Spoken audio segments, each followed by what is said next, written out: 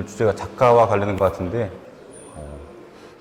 어떻게 보면 이런 것도 역사인 것 같아. 네. 역사가 이제 과거의 것들을 기록한 건데 그걸 우리가 기억하고 이야기하면서 우리 삶 속의 변화를 이끄는 것 같은데 우리가 수능상에 관심 갖는 이유도 그런 것 같아. 저는 중학교 3학년 때 선생님을 처음 만났었는데 솔직히 일본군 위안부 문제에 대해서는 하나도 알지 못했지만 선생님의 그런 진정성 있고 이런 묵직한 가르침 속에 들리는 목소리에는 뭔가 우리가 바로 알아야겠다. 이거는 꼭 알아야 되는 역사라는 그런 의식을 좀 받게 되었어요. 그 뒤로는 이렇게 위안부 문제에 관심을 갖고 이런 활동을 하게 되었습니다. 저는 영화 귀향을 처음 아버지하고 보고 그 이후로 저 혼자 자발적으로 가서 7번을 신청했어요.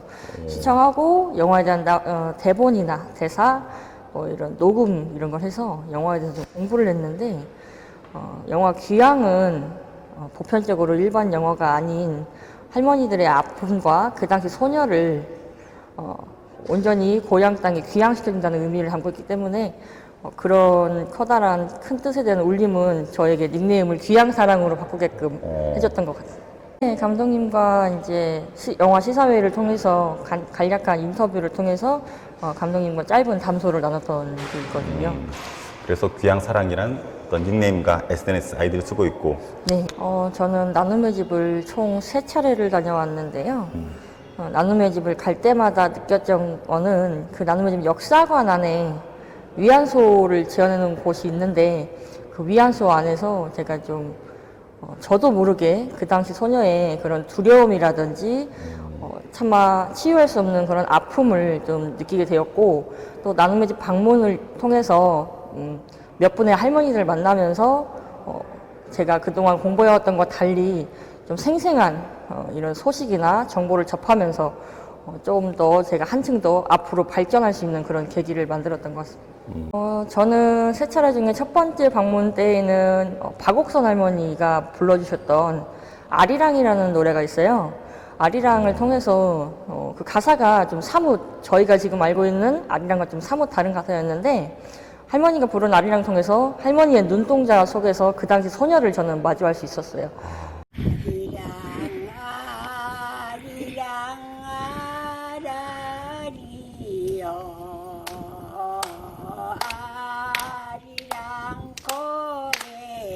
그리고 3차례 마지막 방문 때는 영화 I Can Speak의 모티브이신 이용수 할머니를 만나게 되었는데 이용수 할머니한테는 제가 이제 여기 보령 소녀상 제막 전에 갔었거든요.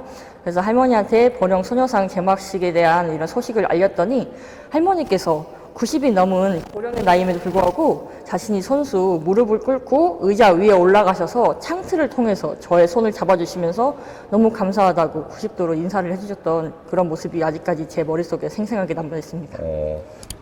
저는 일본군 위안부 피해자분들이 하시는 수요 집회에 참석하게 됐었고 보시다시피 이제 보령 소녀상에 와서 꽃도 하나 하고 이제 비가 오면 우비를 씌워주고 눈이 오면 담요를 덮어주는 등 소녀상 청소나 소녀상 관리를 하든지 아니면 SNS를 통해서 할머니들의 기일이나 할머니들의 생신을 기리면서 이렇게 추모하기도 하고 이런 여러 활동들을 하면서 또 주변인들한테 이런 위안부에 대한 역사에 대해서 알리기도 했었던 그런 활동들을 많이 했었습니다. 저는 처음 만났던 박옥선 할머니가 가장 저한테 잊혀질 수 없는 할머니라고 생각을 해요. 왜냐하면 할머니가 아리랑을 부르시기도 하셨지만 아리랑 부르기 전에 만주 아가씨라는 노래를 부르셨는데 그 노래가 제가 인터넷을 이제 찾아보니까 일본 분의 노래인데 아직 해방된 조국에서도 할머니들은 해방을 맞이하지 못했고 진정한 광복을 맞이하지 못하고 아직도 기억에 남는 그 일본어로 노래를 만주 아가씨라는 노래를 제 앞에 서슴없이 부르시는 모습에 너무 가슴이 아프고 할머니들의 이런 지난 상처를 좀 치유해주고 싶다는 생각이 좀 가장 깊이 들었습니다. 그렇구나. 아유맹이 유키마스 도나리무라 와이샤마테데 소다이네. 이런 소녀상을 계기로 또 이런 뜻을 같이 하는 사람들이 많아지고 그 의미를 많은 사람들이 알아나갔으면 좋겠구나.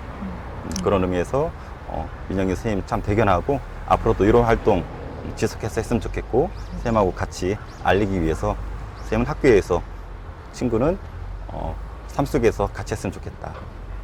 소녀야 소녀야 그대의 외침은 영구 불면 역사의 꽃으로 이 땅에 필 것입니다.